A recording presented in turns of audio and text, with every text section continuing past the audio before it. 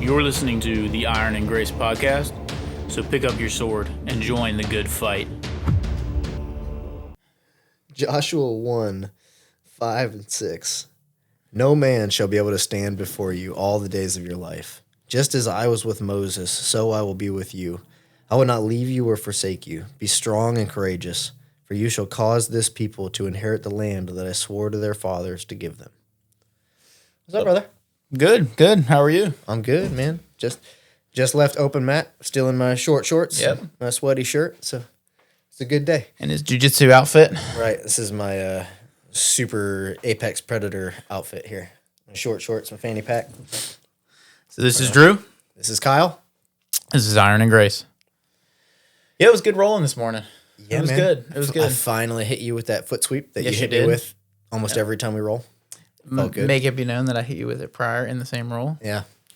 Like I said, every time we roll. That's You hit me true. with it every time we roll. So that was my goal, was to get you with it once, and I did, so I felt And good. it has to be known that everyone knows that Kyle beats me up when we roll.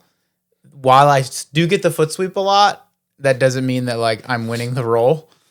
I'm in more danger once I get the takedown on him than I was standing, I would say most of the time. Yes. Yeah, maybe. But you do get that foot sweep on me I do. all the time, I do. which was, it was good. But I was happy to get it with you. I've been plotting against you. Very well executed. Too. Yeah, got good rolls in today. Got a good sweat going. We had a good Bible study this morning. Very good Bible study this morning. We have these giant pumpkins that I have to mention. I was trying to be festive in fall, so if you're watching the video, you'll be able to see them. It's worth going to the video on YouTube so you can see them. Like I told Kyle, at the farmer's market, they were the same size, but they appeared a lot smaller. So they're here. They're here. They're here. Well done, buddy. Yeah. Anyways, so yeah, we had an interesting afternoon yesterday. So I went home for lunch like I always do, and I came back, and Jerry Lynn called me 45 minutes later, and I can hear one of the kids just hollering in the background, which I've got 5 kids, so it's not They're gonna uncommon holler for there to be screaming in my house. But there's like I'm pissed off screaming, and there's I'm hurt screaming. Yeah. And this was the I'm hurt screaming. So I answer the phone. I'm like, what's up? Jerry Lynn's like, I need you to get home. Rose just ran her hand through the sewing machine. That's a situation. Yeah. So I'm like, okay. Which I only live, I live like a quarter mile from here. So I'm from here to the house in about a minute. And I get upstairs, and there's Rose with one hand still attached to the sewing machine Still. in Jerry Lynn's lap. Her head's in Jerry Lynn's lap, and she is just wailing. Yeah, that's not good. Rose is a tough kid, but she had a needle stuck through her finger, Yeah, that's and so gonna hurt. Poor kid. I was just thinking, though, not to interrupt, No, you're good. as I'm not a parent yet, but I would imagine that you have the desire to laugh. So there would be a little bit of that there. Like Yeah. you're laughing now in hindsight, I guess. I because that's a kind of a comical hurt. That's it not was like yeah. Well, but I didn't know. didn't know. So yet. when I walked in the room, it was just her hand is in the sewing machine, and I didn't know where it hit her, how bad it was. So I get down there, and the needle she was so lucky, man. It went through her pointer finger, but right next to the nail. Okay. I mean, another 1/16 of an inch, and it would have been through her fingernail. So it missed her nail, it missed her bone, but it was through a chunk of meat. chunk of her finger. And there was enough resistance when she put her hand in there that it made the needle off center, and the needle hit and bent 90 degrees. So now it's in she there. was stuck. Yeah.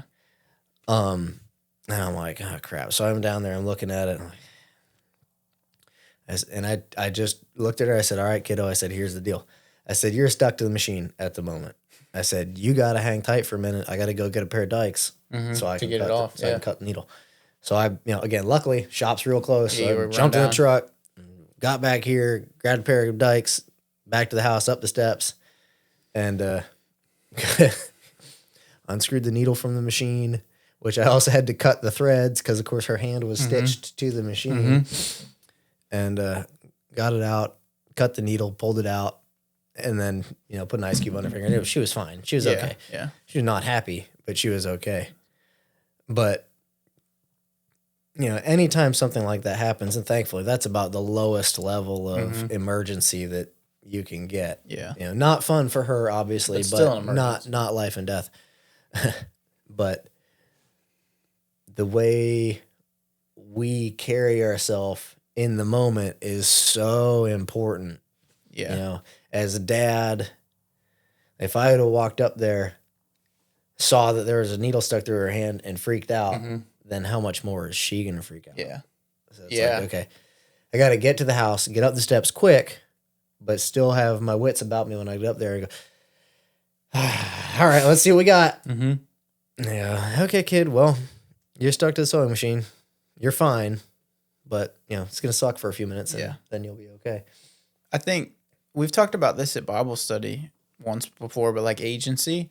And I think it's important for, especially a father, to have some level of agency with their children, because they're going to have an expectation of what it's going to be when Kyle arrives, when dad arrives, and then when you have that patience with humbleness, you're slow to anger, right?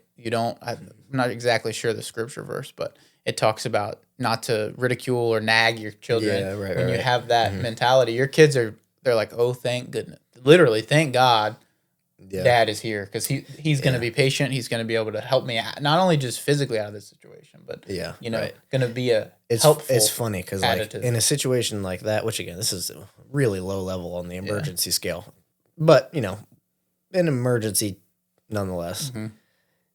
It's way easier for me to be calm in those situations than in the like day to day.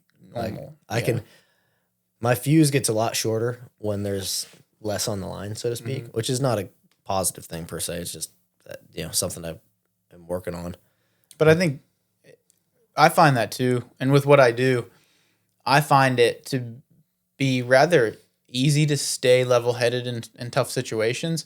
But I think sometimes because you're on mission or the focus level's higher in those moments, I think it's easier to kind of push those other frustrations out. Yeah, for sure. Well, and you probably deal with, real emergencies pretty regularly in the jail. When you told me we were talking about this topic, there was so many.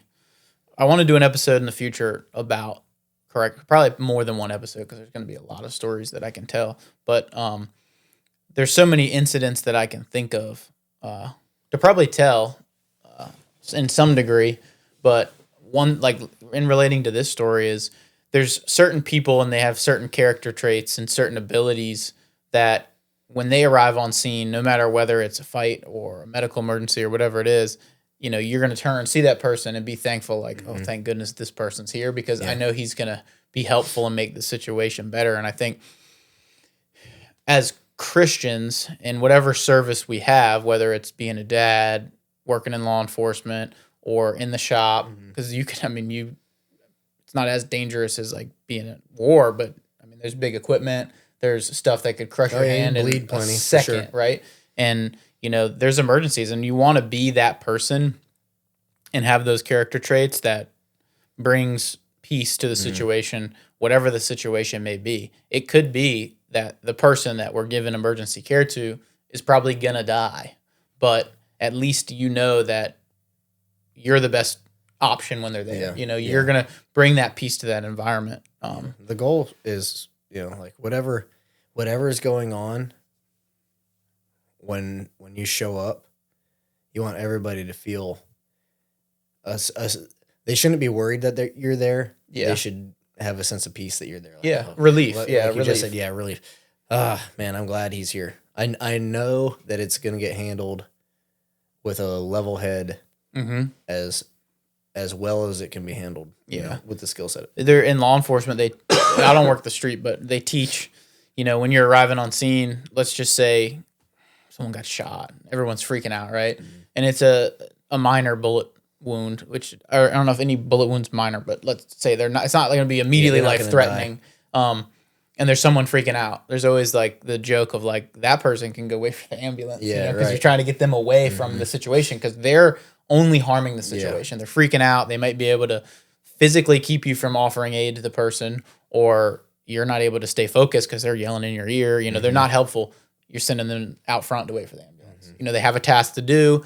They feel like they're being helpful. So, and energy is out of the situation. And I think that's what we should strive to be, not like, and carry our Christian witness into these stressful situations, not just small stressful situations of like your day to day, but like these acute stressful situations.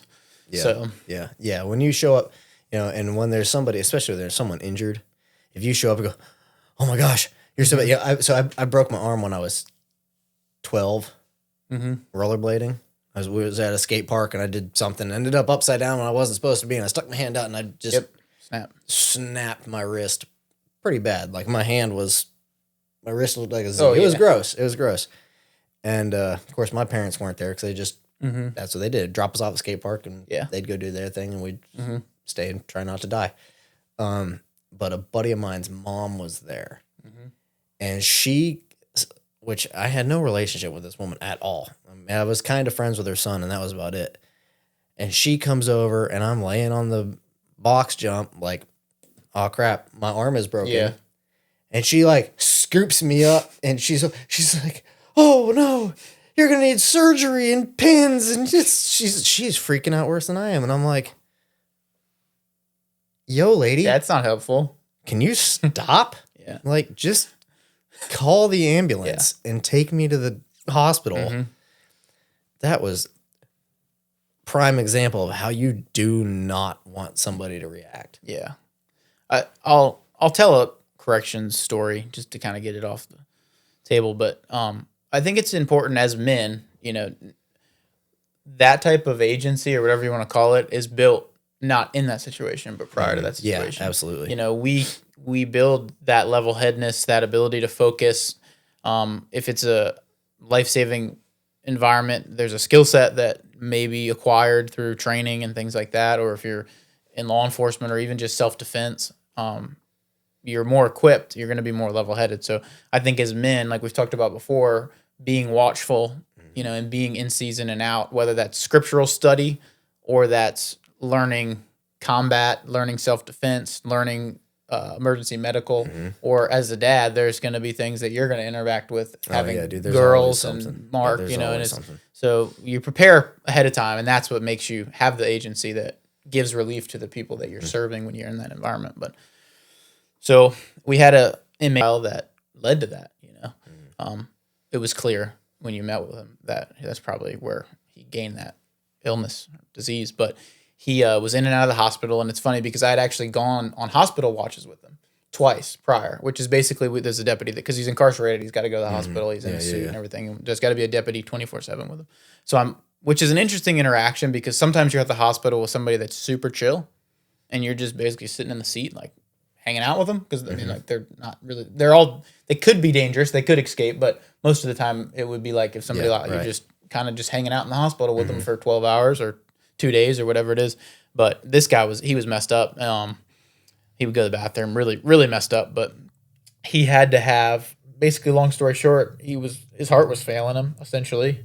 And you're in there and the doctor comes in, you don't leave. So you hear all the stuff. And I mean, he was pretty much going to die unless he had some type of surgery, which they probably weren't willing to give him because he was in a correction environment, which the infection rate's really high when that happens. But yeah, that makes sense. Comes back to the jail, and he didn't pass away in the jail, but I was working a section kind of far away, and I heard a medical code get called in what's considered medical housing of the jail, which is like a specific area that people that are sick, I guess, are housed, or like really mentally ill. And I'm thinking, man, the deputy that had called the one, which is like the highest medical code, was someone that had like some time. So I'm thinking, if he's calling, this is probably something serious. So I run from this section, which is pretty far, like 1/4 of a mile, and I get there, and they got the door open in the cell, and there's a big crowd of people standing around this open door. That's always super helpful. Always super helpful, like 15 people deep probably. Great. Because when stuff like that gets called, people are coming from everywhere. And I can hear some like rustling and tussling and like some commotion, right? And I look down, and there's this guy that I sat at the hospital with, and he is, they were already doing CPR at that time, but he is gushing blood from every hole that blood can gush from. Dang.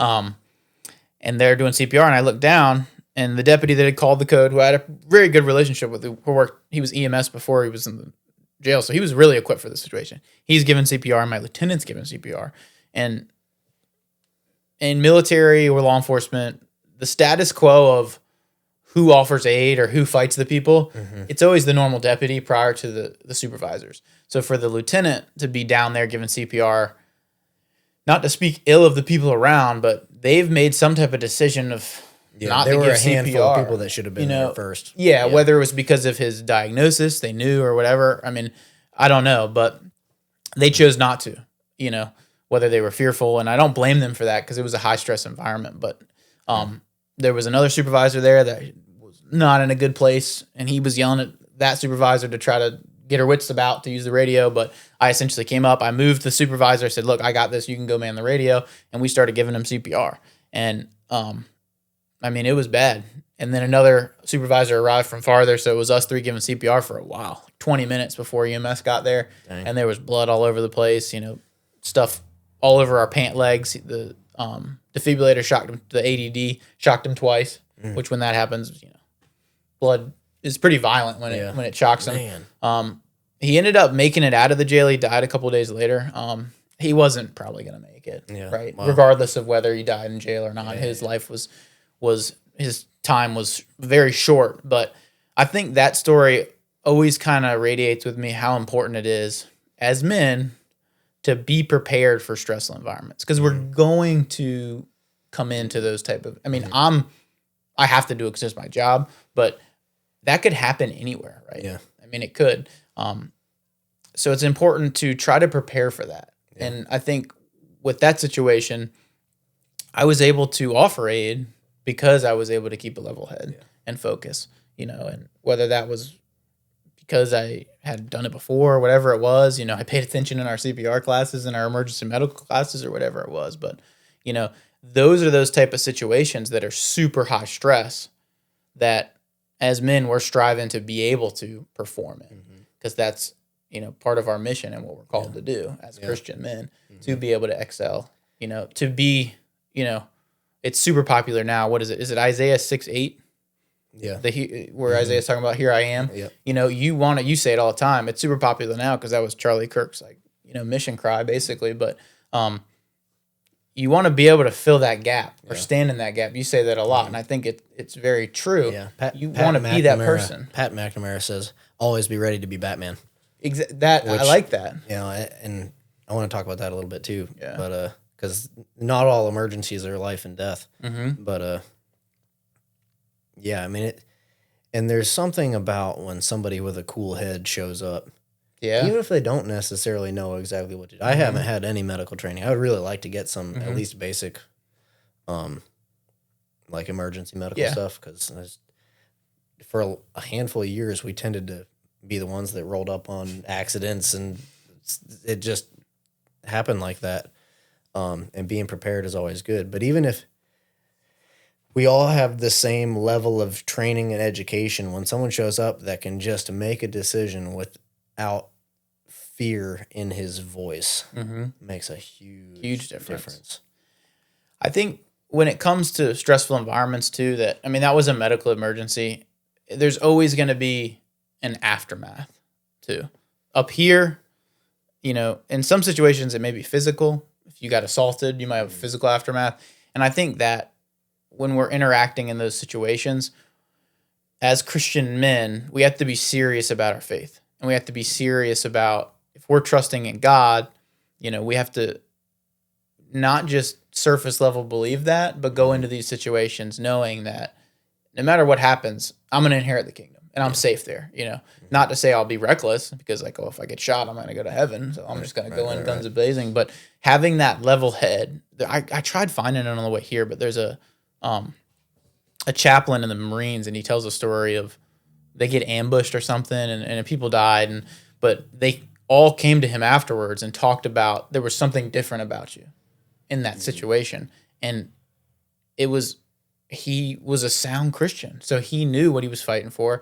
He knew if, let's say he was going to die, he knew where he was going. And the aftermath of that situation, he was able to comfort those around him that were struggling with it because of his Christian walk and his preparedness and his faith was strong. Yeah. Well, and calm doesn't mean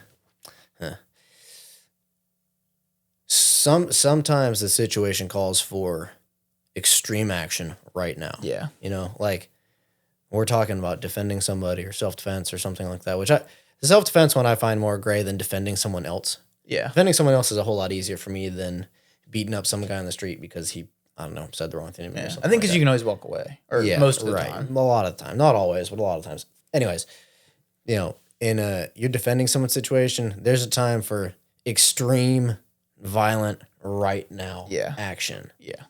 But you can still do that with a level head, if that makes any sense. And immediately afterwards, you should go back to, okay, I'm the one that's calm, cool, collected, not all freaked out. And that's, again, like the ability to make a good decision, even when things are really extreme, I think is pretty critical.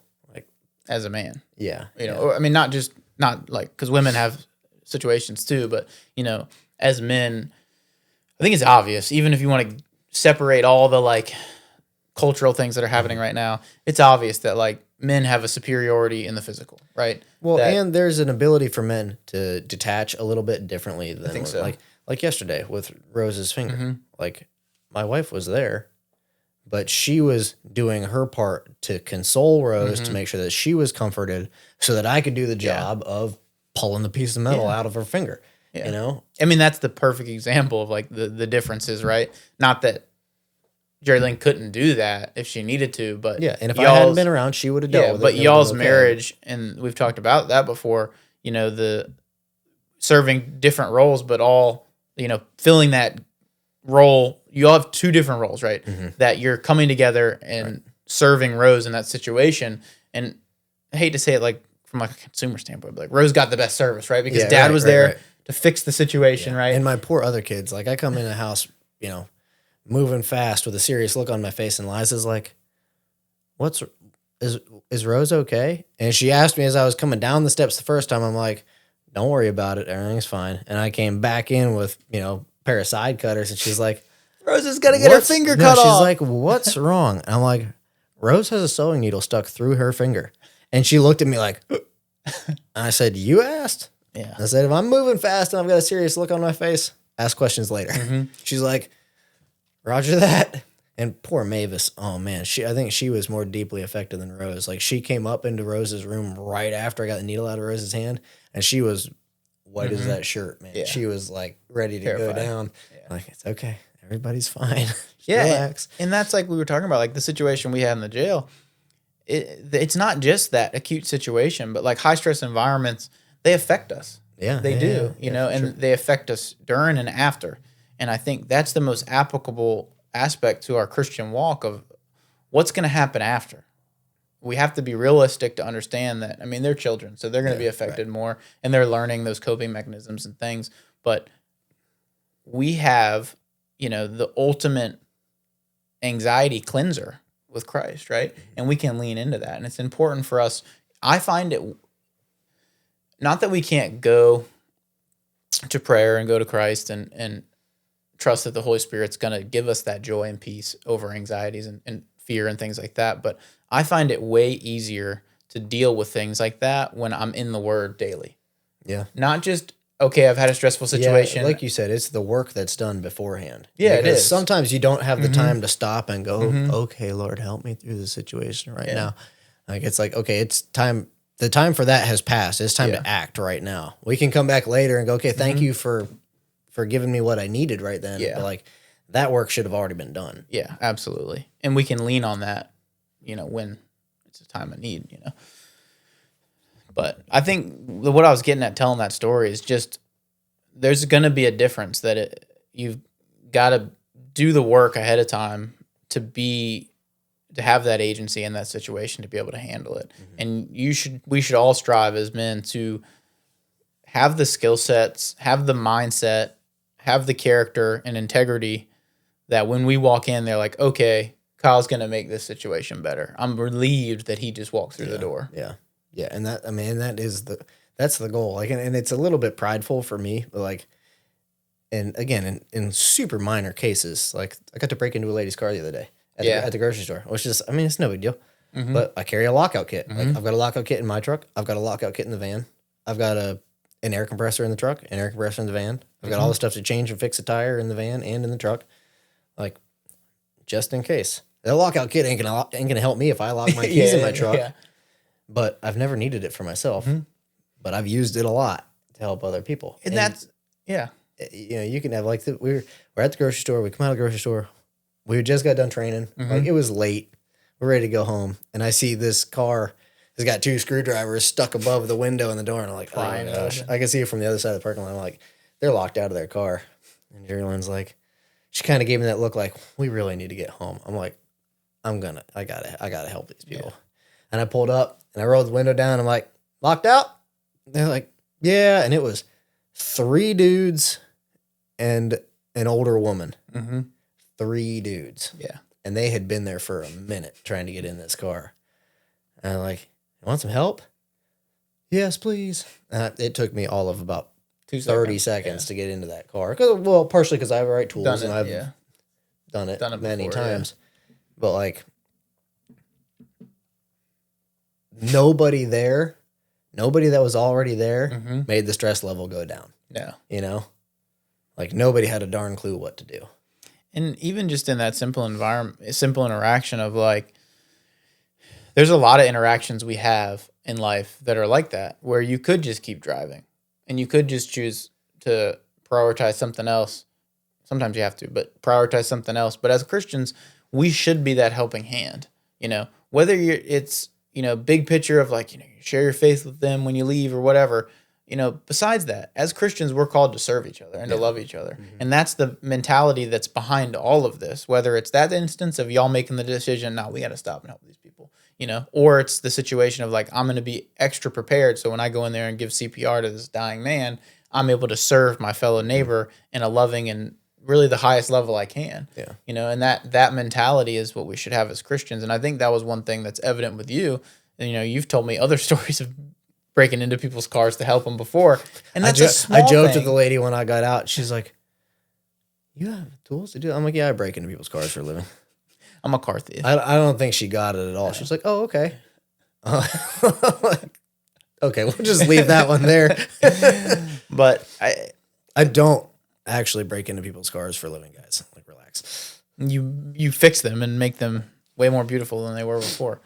But I mean, that is a small instance of like, it's a small example that should lend to the big example of how we should carry ourselves and be prepared for situations. And because we love each other and all of our fellow citizens, all of our neighbors, like we should want to be able to help. You should, as men, you said it before, like not that we're looking for an altercation, but when those altercations come, it's like, yeah, I was going to say, it's a little bit like, yeah, this is my time. But well, and you know, again, like we've talked about parenting and marriage and all that kind of stuff. Like I want my kids and my wife to see me being the guy that's prepared for these things. And again, like most of the things that freak us out in our day to day are nothing. Yeah. Like, if they couldn't have got into that car, they'd have called AAA or called somebody, and somebody would have taken an hour and a half to get there, and they got into their car, and they'd have gone about their day, and they'd have complained about it, but it would have been fine. Yeah. You know, and same with a flat tire. You get a flat tire on the side of the road, you call a tow truck if you don't know how to change your tire. Life's going to go on. Yeah. But, you know, you shouldn't have to sit there for 2 hours and wait. No, to get into your car or to get your tire changed. You should know how to do that. Like if you're a grown man, you need to know how to do that. You should know how to change your own damn tire. Like, period. You should be able to break into your own car. Yeah. There are some things that you should be able to do. Like, I want my kids to see an example of, like, okay, a man should be the one that is looked to help in this situation. And then when the situations get more extreme, they should be, you know, we've built enough rapport to where they understand, like, okay, things are going to be okay. And same with our wife. Like, I delivered our son in our bathroom, which was not a plan. Yeah, I want to hear this story because this is one. Have I not told you this story? You've told me the story, but more of a simplified version. Okay. Which, again, like in the scale of emergency,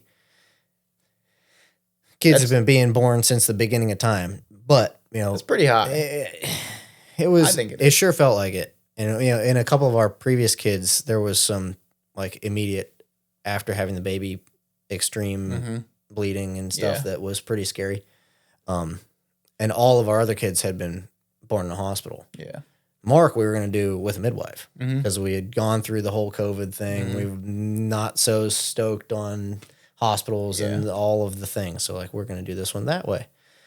Well, we come to the day where she's like, I think we're there. Like, okay, I'm going to take the kids to my dad's house. He's just 10 minutes up the road.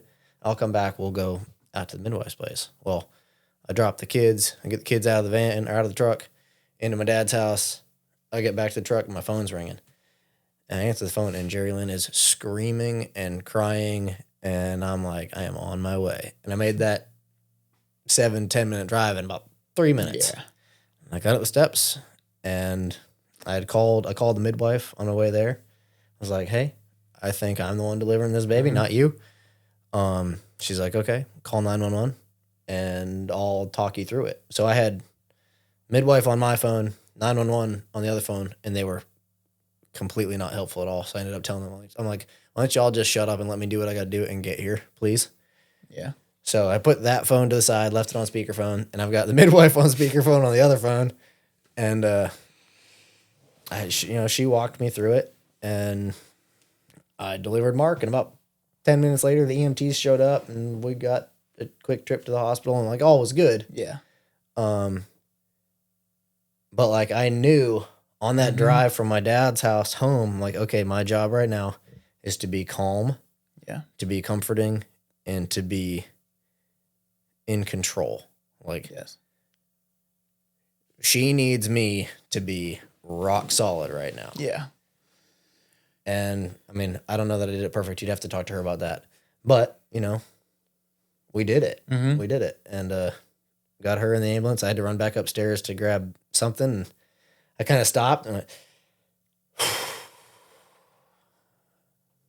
okay. And kept on.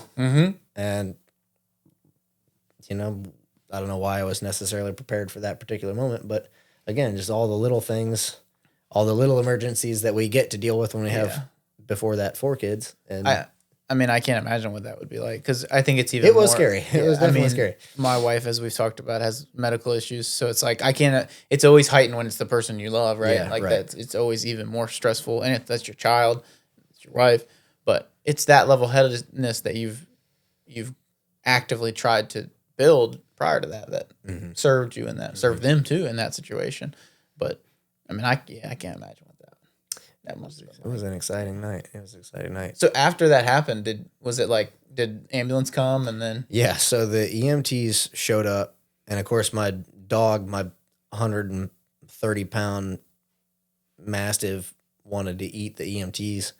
So I got him out of the way, got the EMTs upstairs.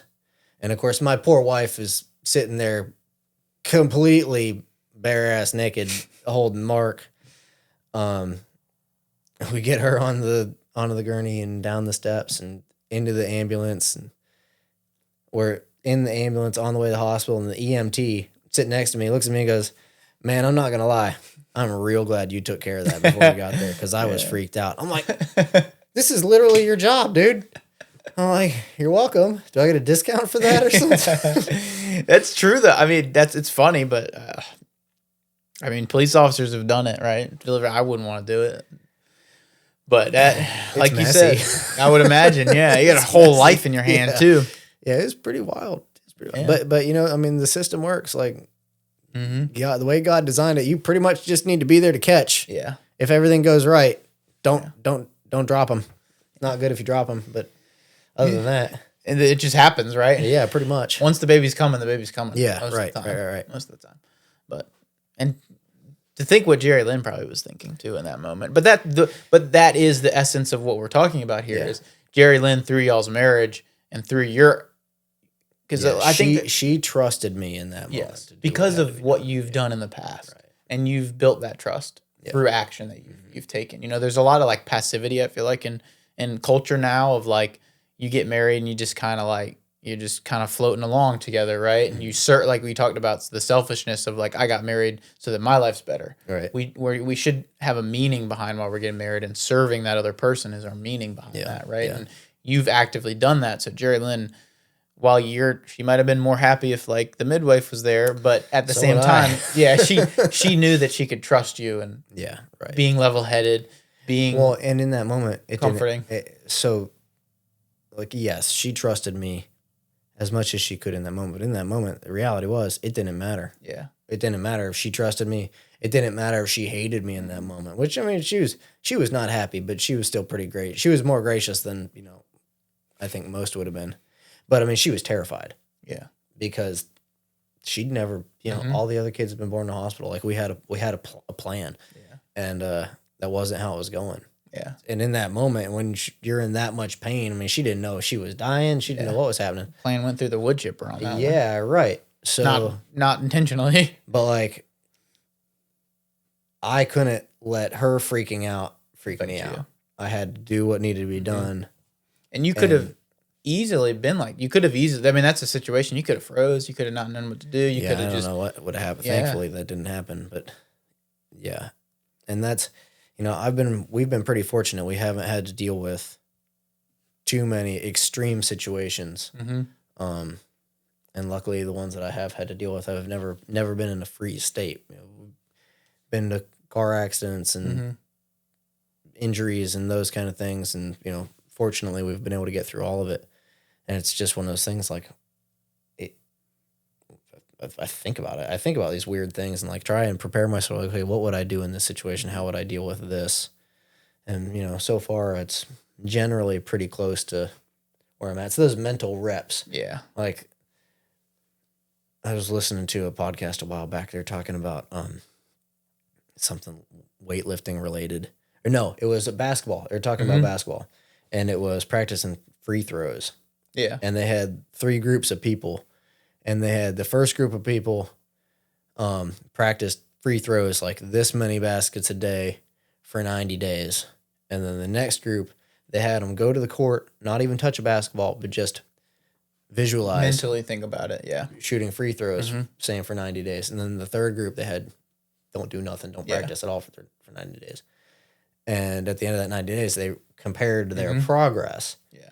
And the group that went every day and shot baskets and the group that went every day and thought about it made almost the exact same amount of progress. Which is crazy. Which is nuts because like they hadn't shot a basket in 90 days. It's the intention and the thought process that prepares you for that. But like if you never think about what you would do, and the best thing to do is to train and to prepare. And it's like we do jiu-jitsu because we always joke about guys that come into the gym that think they're tough or they're a street fighter or whatever, and then they get knotted up by some 15-year-old kid on their first day because which is likely to happen. More often than not. And I think when it comes to like my situation in the jail, I was able to help in that situation. Where the people standing around, I don't know why they were standing around. I try not to be mean and say that I don't know, they couldn't fathom or whatever what it was. They weren't helpful. Yeah. They weren't being helpful. They weren't helping the situation.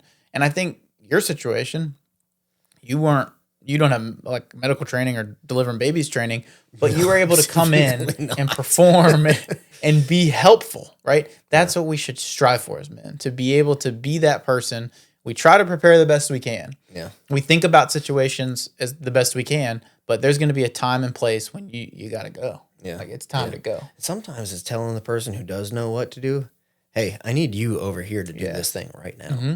Yeah. Because sometimes that person will freeze. Yeah. Like, hey, dude, you're the one that knows how to do this. We need you here right now. Yeah. I mean, a good example of that in my situation, some of the nursing staff was freaking out, and the one nurse that's not freaking out is telling the other nurse to go get the like respiratory bag, which they got a tube that they put the trach tube down, and they're freaking out. So I had to go with them to help them get the bag because they couldn't process what was happening, So I don't know where the respiratory bag is, but I could speed that guy up to go get the respiratory bag, grab the respiratory bag, and I remember it so clear in my brain. He once they were there with the respiratory bag, I'm giving CPR again, and the nurse threw the respiratory bag onto my chest, and I'm like, "What do you open it?" Busy, and then I had to. Someone else had it, and I had to open the respiratory bag and gave it to the nurse that was, honestly crushing it in the situation that was in front of her because it was pretty high stress. But you can be. You don't have to be the number. You don't have to be the a person. Like, you can be the B person. And that's probably an important thing to say, too. Like, know when you're not the guy. Yeah, that's true. Know when to get the heck out of the way, too. Yeah, that's true. Like, sometimes the right thing to do is to be the one that gets the heck out of the way. Yes. Yeah, I mean, there's something there to that, definitely. We came across way back when we were living in Connecticut. We were making a trip from Connecticut to Ohio. I want to say Jerry Lynn's dad had one of his many heart attacks. So we were on our way through Pennsylvania in the middle of the night, and it's a divide. It might have been 76 Pennsylvania Turnpike or something like that. And it's probably 2:00 in the morning, and we're coming down, and I can just see the skies glowing. That's not good. And we get up, and there's a semi that had gone into the median and caught fire. Yeah. And it was, dude, that truck was going. Yeah. And I'm like, I don't know what to do. So I pull off the side of the road and looked at Jerry Lynn. I'm like, stay here. And I go running towards the truck. Should we go running towards burning trucks or not? It was on fire enough. There was, anything that was going to burn was already burning. No explosions were going to happen. But, I wasn't going in the truck because the truck was essentially gone. Yeah. But I started looking for the driver. Yeah. So I'm like, I don't know if the dude made it out of this thing. If not, he's cooked at this point. Yeah. He's a crispy critter. But so I'm wandering around, and I found the dude on the other. So I'm going, would have been westbound. He was over on the eastbound side, on the side of the road, curled up in a ball on the line. Like, he was on the asphalt, and there's just car after car after car after car. Now when we got to that truck, the cab was gone. The front half of the trailer was gone. Mm-hmm. It had been burning for a minute. That's crazy. And this dude, I assume that he either got thrown from the truck or he made it out and made it, stumble 60 yards or so to the side of the road, laid down. And when I found him, he was dead. Wow. And it was like, dude, nobody had stopped. I was the first one to call 911. Which is crazy because you don't know. I got chills thinking about that. Like, I've seen situations like that. So it's like, I know it must have been like for you to like interact with that. But even just like, someone he might have not died if somebody. That's kind of my point. It was like, I would I have been able to save that guy if I'd have showed up as soon as he made it there? I don't know. I got no medical training. Like, I probably could have done. I have the basics on how to do CPR. Yeah. But would I have saved that guy? Nah, probably not. But if I'd have showed up as soon as his truck went off the road, I'd have called 911 right away. Yeah, because it didn't take the EMTs any time. It was pretty impressive. They got there pretty quick after I called, but nobody else had even called. Like, I asked the guy, I'm like, what took so long? He's like, you were the first one that called, and you have a whole truck burning on fire. There was no missing it. There was no missing. This is essentially a house fire in the middle of the road, which is so crazy. And it was, it's the Pennsylvania Turnpike. Like, it's a busy road. It wasn't like I was the only car on the road. It was car after car after car, and they're driving 18 inches from this dude on the side of the road. And nobody called. And that's like we talked about, like, be the guy.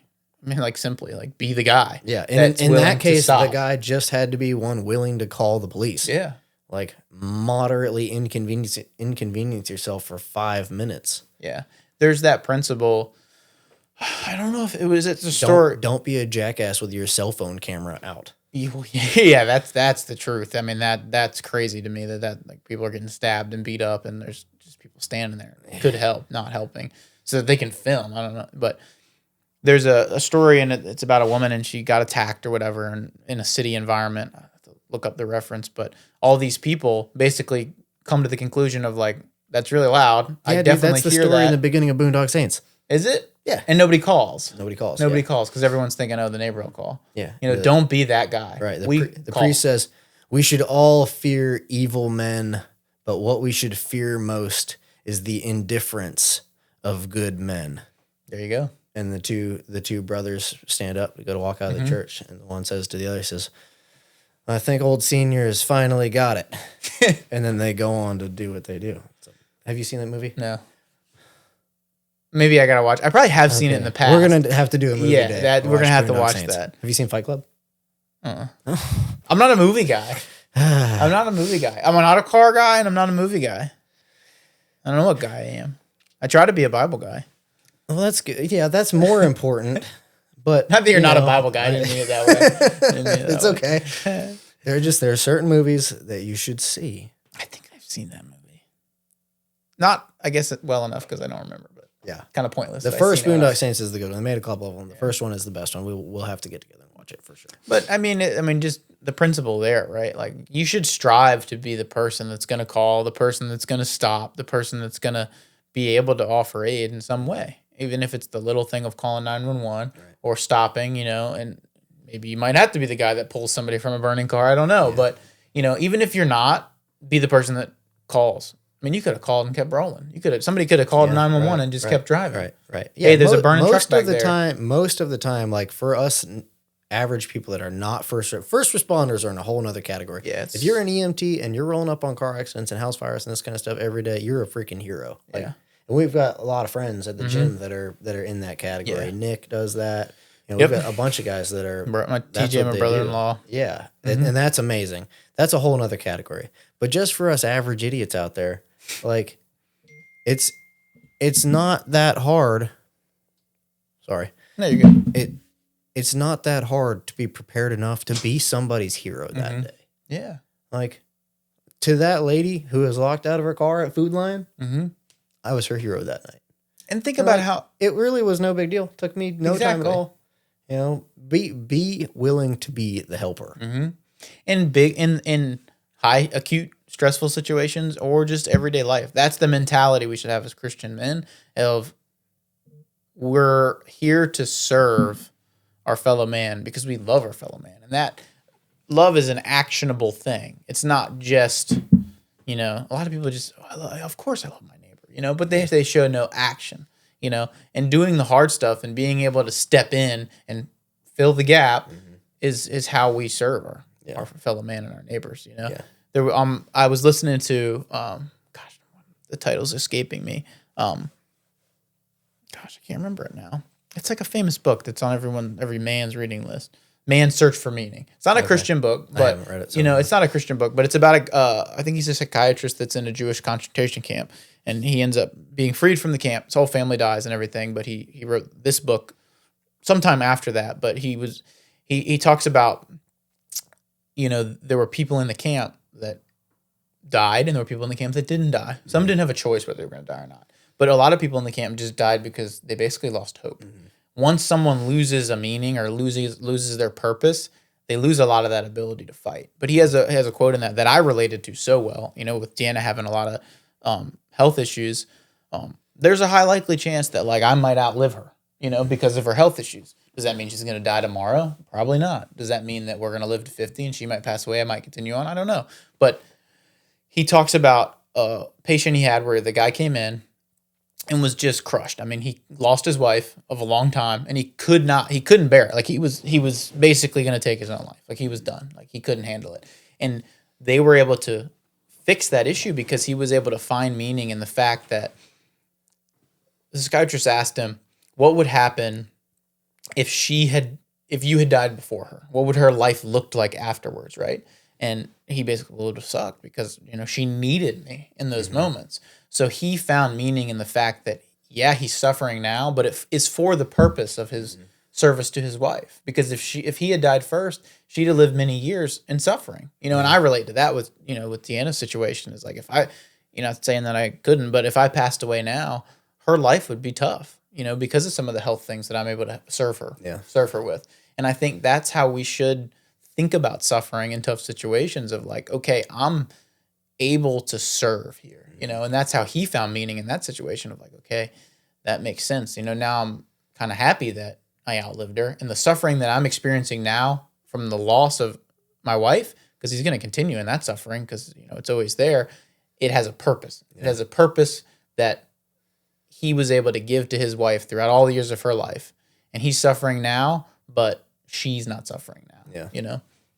Yeah. But yeah. And it's all part of, I think a lot of life through the lens of adventure. Yeah, it's a good way to put it. You know, I have 5 kids, and that's always an adventure. But is it John Eldridge's book? Oh crap! Why is it escaping? Something in the air. No, pulling thoughts out of our brain. It'll come to me. Anyways, in the book, he says, every man wants 3 things: an adventure to have, a beauty to rescue, a dragon to slay. Yeah. I'm paraphrasing pretty badly, but essentially that. And those are little dragons that we get to slay. Yeah. Rescuing the lady from her locked out car, or changing the tire on the side of the road, or in extreme cases, being the one that is willing and able to stand up for the person that's being abused or picked on or whatever. And through doing that, we get to be a little bit of the hero to the wife, to the kids, and all of that stuff adds up together into this great adventure that we get to have. If you're never that guy, you're not prepared to take care of yourself for one. You're not prepared to take care of anybody else for another. And maybe you're fortunate enough to where you get to roll through life and you never encounter anything that's tough, really tough, or, a true emergency, or somebody else is there to bail you out if you do. But man, what a boring existence. Yeah, exactly. What stories are you telling? Yeah, it is true. You got to earn the stories that you get to tell. And like Joe at the gym, after he got his black belt, he referenced the scriptures, right? We suffer. We have these hardships. And through those hardships, we're built up. Yeah. Kyle's going to be able to deliver a baby again if he has to. I hope not, man. Let's say you're in a situation that happens. Through that hardship that you and Jerry Lynn had, y'all could step in when that. Let's say somebody's pulled over on the side of the road. There's an example. They didn't make it, and they're having a baby in the front seat, and you and Jerry Lynn are like, "Oh, those people need help." You're the perfect person, right? You can help, right? Not that you deliver the baby, but you're there, right? And it's through those hardships that we're built into the men that are able to serve. And we should strive, obviously, to have a fulfilling life through an adventurous life and through stepping out there and doing it, but also because through those trials, we're built up to be able to serve others in a better capacity. Yeah, and I'm being careful how I say this, but kind of look forward to those moments in a way. Yeah. Not that I want bad things to happen, so don't I'm not building myself up to think that I'm greater than I am or anything like that, but I look forward to the moments that God has appointed for me to be that guy. Because that's what they are. I love the opportunity to help someone out. And, I'm a dad and a bit of a prick sometimes. So, if it's a young man that I have, or a boy, I should say, that I end up rescuing, I also get the opportunity to, I'll take care of this for you, but, son, this is something you should be able to do. And I get to do a dad lecture, which is always fun. Which is always fun, And, Christ was a fixer, right? On a big level, right? He was a big level fixer. And it's clear in Scripture that if we're to live like Christ, when Christ entered the room, there was a sense of peace. He was God. So, we're not that. But we should strive to be men like that. That there's peace when we enter the room. We don't have to be the man that, everyone's like, oh, he's here. Everyone's go watch what they say, or everyone, Right. Yeah, we should definitely not be that man that, people are glad to be around, and they're glad to okay, I'm going to go do something that's going to be hard. I'm glad that Kyle's with me because I know he has some wit about him, and he has a sense of peace. He has a humble heart, and he's going to be helpful in this situation, whatever it may be, right? Well, and those are the type of things that build enough rapport with you to where when you're with these other guys or younger men or whoever, they look to you and go, okay, there's a shred of wisdom there. Yeah. Maybe I'll listen to this guy. Maybe I'm struggling a little bit in this area here. I feel like maybe he could help. Yeah. And that's just something that comes along with trials. Being the one who's ready to deal with the problems. If you can deal with the physical problems, maybe you can deal with these other problems too. Yeah. And I think there's some truth to that for sure. And that's the mentality we should have. Be the man in the arena, not the guy that talks crap outside the arena. Right. We should strive to be that way. We were watching one of the police shows on TV. Teddy Roosevelt was a boxer? Yeah, and I heard that I was watched a short the other day. He like got punched and like lost his eyesight or something, and then he took up jiu-jitsu. He was boxing, I think one of his generals, and took a stiff shot, and like almost went blind. Which is crazy. Yeah, what a be baller. the Teddy Roosevelt. Yeah, for sure. Know? But which it said in the video that's why he took up grappling afterwards, because it was like a safer martial art for him to practice. Which it is, I guess, more than boxing. Yes. I've never boxed. You've done Muay Thai, so you understand. I was going to say, I've been hit in the head plenty of times, but I don't know. I've been broken more by jiu-jitsu than I have by Muay Thai. Which is interesting. Well, I wouldn't have thought that, but I can see how I've been short-term broken more by jiu-jitsu than I have Muay Thai. Yeah. The long-term effects of getting punched in the head and kicked in the head are probably worse. Come to me when I'm 50 and see if I can still put a sentence together. Yeah. But look at Teddy Roosevelt's life as a whole, right? And he has that famous quote, and everyone quotes it and probably doesn't even know like what it really means or what type of life Teddy lived. Not to talk about like Teddy's political beliefs or whatever, but just the life that he lived. I mean, he lived a life of adventure. Yeah. Oh, yeah. For real. I mean, for sure. He was in the arena. Like, and that's, with Charlie Kirk dying, Charlie Kirk was in the arena, culturally in the arena. Yeah, and there's something to be said. Like when I was talking to Donnie when we did his episode, we were talking about fighters, guys that get in the cage. And like at the end of the day, if you're willing to get in the arena, even if we disagree on just about everything, there's a bit of respect that you get just for being willing to get in there. Like I've been in the cage in a minimal capacity, never fought in any real capacity, but in the low, super, super, super low level fights that I've done, like that's anxiety, bro. Yeah. Like the drive to the gym before you get in the cage, that's nerves for real, even at a low level. And there are, most of the men that we encounter in life have never, will never, and would never do that. Yeah. But they'll be the ones to say, oh, that dude can't fight, or this guy can't do that, or you should have done this, or you should have done that. Yeah. Well, you get no say because you've never been there. Yeah. But if you've been there, even if I disagree with you, you've earned an opinion for sure. Yeah. They're in one of those police shows, not to be insensitive, but they're getting out of the car, responding to something, and his partner just gets smoked, like straight in the head and done. And he sees that happen, and he's like kind of distraught for a second, and he continues on, and that's the type of mentality we have to have in situations. But they're chasing the guy, and somebody calls, the supervisor calls him, and he says, because he can sense that the person's like having an emotional breakdown, rightfully so, and he says, look, you can feel it later. Yeah. And that is such good advice in a high stress environment. It's time to work. Like you're going to have these feelings. I mean, I've had situations, I have scars from work, mental scars that probably, until I die and I'm reborn into, heaven with Christ, they're always going to be there, right? But you can feel that stuff later, right? Yeah. You can deal with that stuff later. It's time to act. It's time to act because you've got to be on your P's and Q's in situations, I just thought that was good advice, but I know like now we're rushing through stuff because we're at our hour mark, or I am mentally, but look at all those like different shootings and stuff that have happened. Yeah. I mean, you want to be that guy that's there because you can stop it. Yeah. And we all like to think, like myself included, oh, if I were there, I would do this and I would do that. And hopefully that's true. But like you kind of have to earn the ability to be that guy.